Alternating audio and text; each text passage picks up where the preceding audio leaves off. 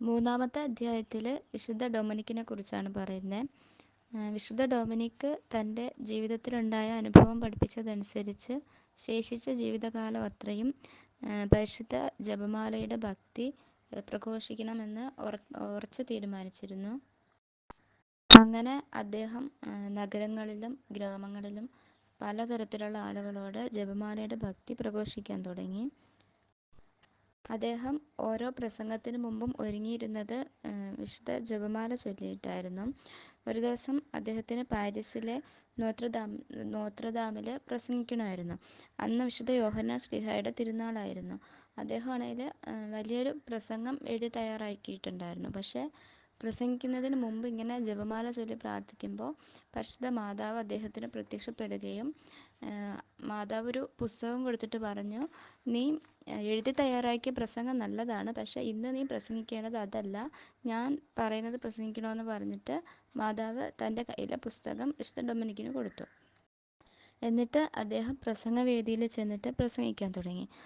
അന്ന് വിശുദ്ധ യോഹന്നാൻ ശ്ലീഹയുടെ തിരുനാളായിരുന്നെങ്കിലും വിശുദ്ധനെ കുറിച്ചിട്ട് അദ്ദേഹം കുറച്ച് മാത്രമേ പറഞ്ഞുള്ളൂ. ഇങ്ങനെ സ്വർലോകരാജ്ഞിയുടെ രക്ഷകർത്താവാകുവാൻ തക്കവിധം യോഗ്യനായി ഗണിക്കപ്പെട്ടു, അത്രയും മാത്രമേ യോഹന്നാൻ ശ്ലീഹയെക്കുറിച്ച് പറഞ്ഞിരുന്നുള്ളൂ. ബാക്കിയെല്ലാം പറഞ്ഞത് പരിശുദ്ധ മാതാവിൻ്റെ ജപമാല ഭക്തിയെക്കുറിച്ചായിരുന്നു. അവിടെ കൂടിയിരുന്ന സമൂഹത്തോട് ഒരു കുട്ടിക്ക് പറഞ്ഞു കൊടുക്കുന്ന പോലെ അദ്ദേഹം നന്മ നിറഞ്ഞ മറിയമേ എന്ന പ്രാർത്ഥനയുടെ ഓരോ പദവും ഓരോന്നിൻ്റെയും മീനിങ് അദ്ദേഹം അവർക്ക് പറഞ്ഞു കൊടുത്തു.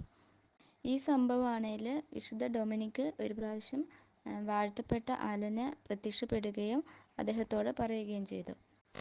ഒരു പ്രാവശ്യം വാഴ്ത്തപ്പെട്ട അലൻ ഇങ്ങനെ പറയുകയുണ്ടായി, എല്ലാ വൈദികരും പ്രസംഗിക്കുന്നതിന് മുമ്പ് ദൈവത്തിൻ്റെ കരുണ യാചിച്ചുകൊണ്ട് നന്മ നിറഞ്ഞ മറിയമേ എന്ന പ്രാർത്ഥന ചൊല്ലേണ്ടതുണ്ട്.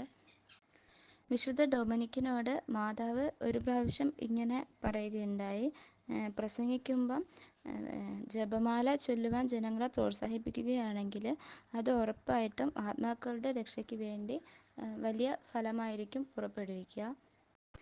മനുഷ്യർ സ്വർഗത്തിൽ നിന്നുള്ള വലിയൊരു സമ്മാനമായ ജപമാലയെ അവഗണിക്കുമ്പോൾ ശരിക്കും സംഭവിക്കുന്നത് എല്ലാ തരത്തിലുള്ള പാപങ്ങളും ക്രമക്കേടും ലോകത്തിൽ വ്യാപിക്കുകയാണ്. അതുകൊണ്ട് ജപമാലയുടെ ഭക്തി ശരിക്കും വ്യാപിപ്പിക്കേണ്ടത് വളരെ വളരെ വളരെ അത്യാവശ്യമാണ്.